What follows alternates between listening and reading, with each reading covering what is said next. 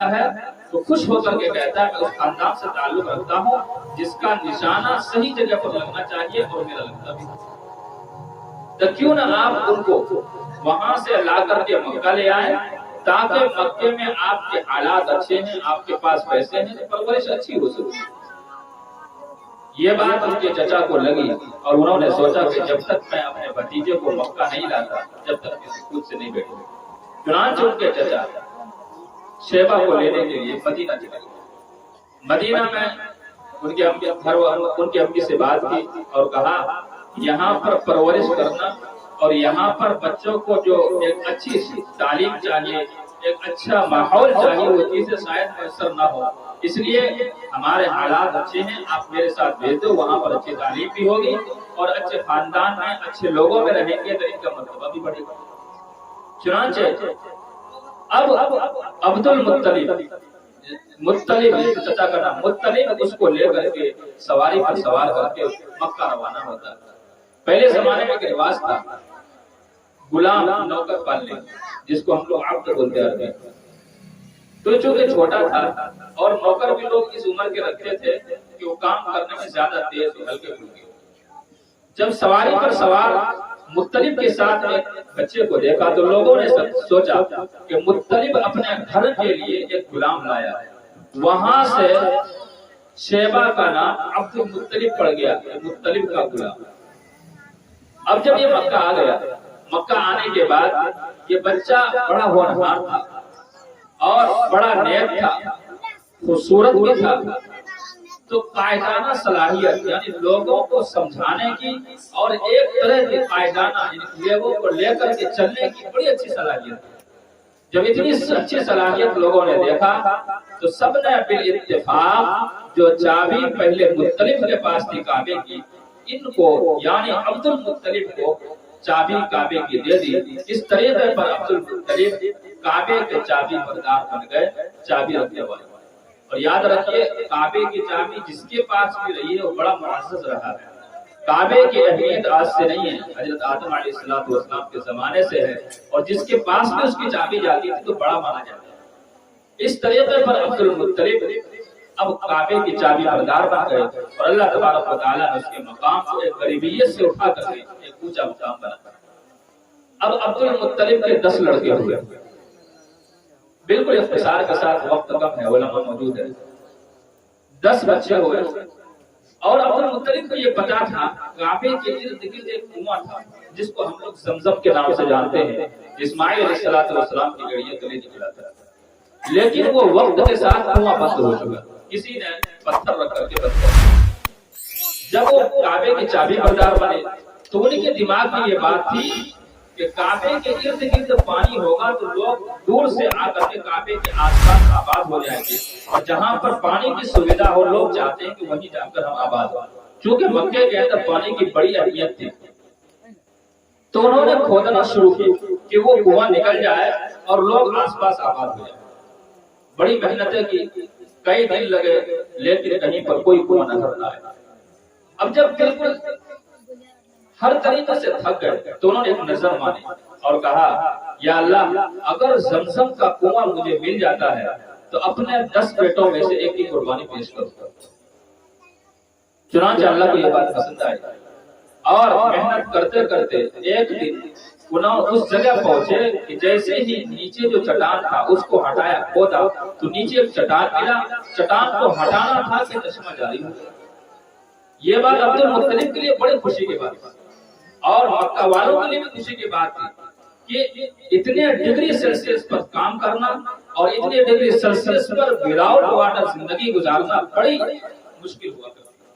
اس لیے عبد المطلب کے لیے بھی خوشی کی بات تھی، مکے والوں کے لیے خوشی کی بات تھی، اور جو لوگ کعبہ سے دور رہا کرتے تھے پانی کی بنا پر وہ لوگ قریب آ گئے تاکہ یہاں پر اپنی زندگی گزر بسر کر سکے اور کعبے کی حفاظت بھی کر سکے، دیکھ بھال بھی کر سکے۔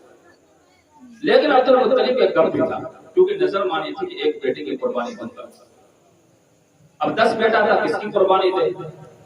اب قربانی کے لیے انہوں نے پورا ڈالا، 10 بچوں کے نام لکھے، ایک پرچی اٹھائی، لیکن پورے میں نام اس کا جو ایک بیٹا جس کا نام عبداللہ تھا اس کا نکلتا ہے، اور 10 بیٹوں میں عبداللہ سب سے زیادہ خوبصورت تھا۔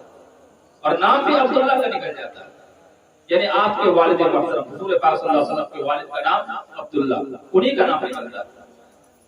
جب یہ نام نکل جاتا ہے، یہ بات لوگوں کو پتہ چلتی ہے کہ عبد المطلب اپنے ایک بیٹے کی قربانی پیش کر رہا ہے، تو لوگوں نے عبد المطلب کو سمجھایا کہ ایسا مت کرو، اس کے بدلے اونٹ کی قربانی کرو، آپ کی نظر پوری ہو جائے گی، آپ گنہگار بھی نہیں ہوگا۔ چنانچہ عبد المطلب نے یہ سمجھ کر کے ایک قرا ڈالا عبداللہ کے نام اور 10 اونٹ کے نام۔ قرا اونٹ کے نام نہیں نکلا بلکہ عبداللہ کے نام نکلا۔ پھر اونٹ کو بڑھایا 20 کیا اور ادھر عبداللہ کا نام رکھا، پھر قرا عبداللہ کے نام آیا۔ اسی طرح کرتے کرتے کرتے کرتے جب 100 اونٹ پر پہنچے کہ میں 100 اونٹ کی قربانی کروں یا عبداللہ کی قربانی کروں، اب قرا اونٹ کے حق میں نکلتا ہے اور عبد المطلب 100 اونٹ کی قربانی دے کر کے نظر پوری کر لیتا۔ یہ تھی آپ صلی اللہ علیہ وسلم کی والد محترم کی آزمائش۔ اور سنیے آگے، ایک مرتبہ ایک لحاظی آپ صلی اللہ علیہ وسلم کے پاس آتے ہیں اور کہتے ہیں یا ابن الذبیحین، اے 2 ذبیح کے بیٹے۔ آپ صلی اللہ علیہ وسلم مسکرائے، خوش ہوئے اور کہا ہاں میں 2 ذبیح کا بیٹا ہوں، ایک میرے والد اسماعیل ذبیح اللہ اور ایک میرے اپنے والد عبداللہ وہ بھی ذبیح اللہ تھے، کیونکہ ان کے لیے بھی اللہ تبارک و تعالیٰ نے قربانی مانگی تھی۔ تو 2 ذبیحوں کے بیٹے آپ صلی اللہ علیہ وسلم سے اللہ کے نبی خوش ہوئے۔